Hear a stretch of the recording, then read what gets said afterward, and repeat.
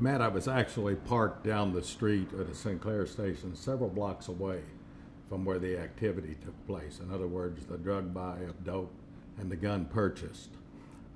He decided to bolt from the undercover's truck and run, and he came to me and two other cars that were in front. I was the last car, as I always am.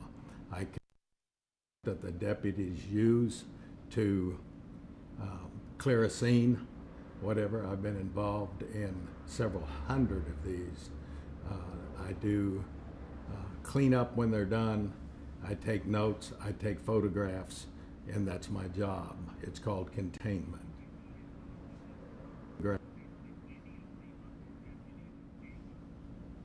No, Matt, I yelled taser, taser, as required in training. The deputy below me ducked, he pulled away from it so that I could. Now, I've never, first and foremost, let me apologize to the family of Eric Harris. This is the second worst thing that's ever happened to me, or first, ever happened to me in my life. I've had cancer a number of years ago. I didn't think I was going to get there. Luckily, I was able to go to a hospital where I had hours of surgery. I rate this as number one on my list of things in my life that I regret. Sure, you bet. My taser is right here on the front, tucked in a protective vest. My gun itself is on my side, normally to the rear.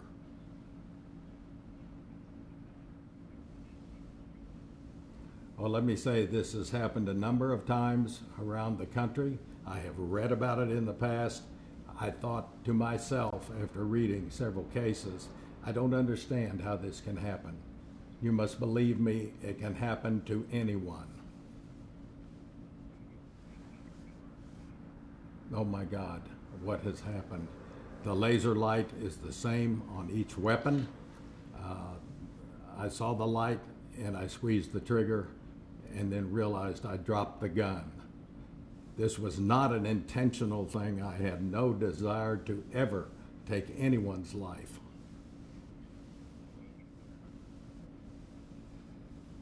Matt, I never considered the repercussions of what I had just done.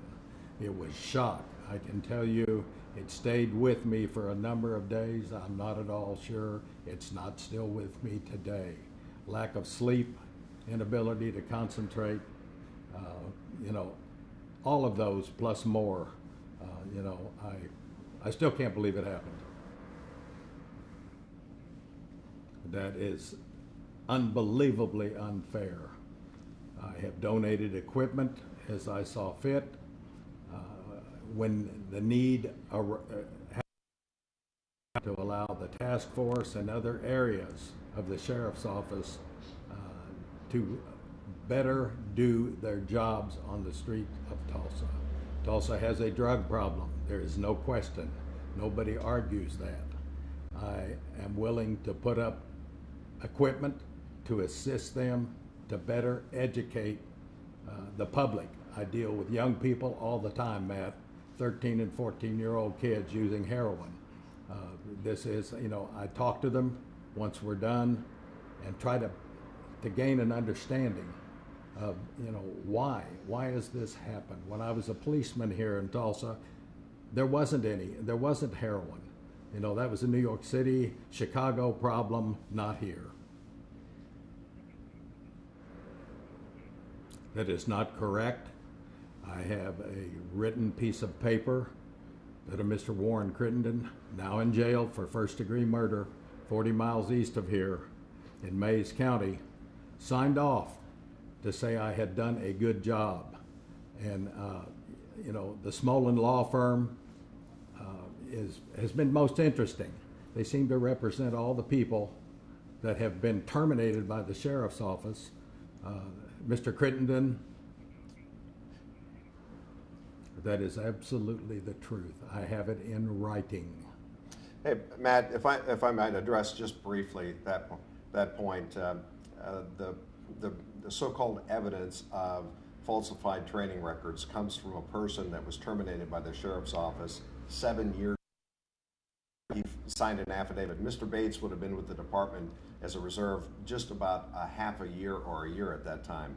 So 7 years ago, that's their evidence. And he is a person represented by the firm that's representing the family, and he has a year ago been charged with first-degree murder. So that the credibility of the witnesses should have been, or that particular witness should have been weighed carefully by press outlets before running that story.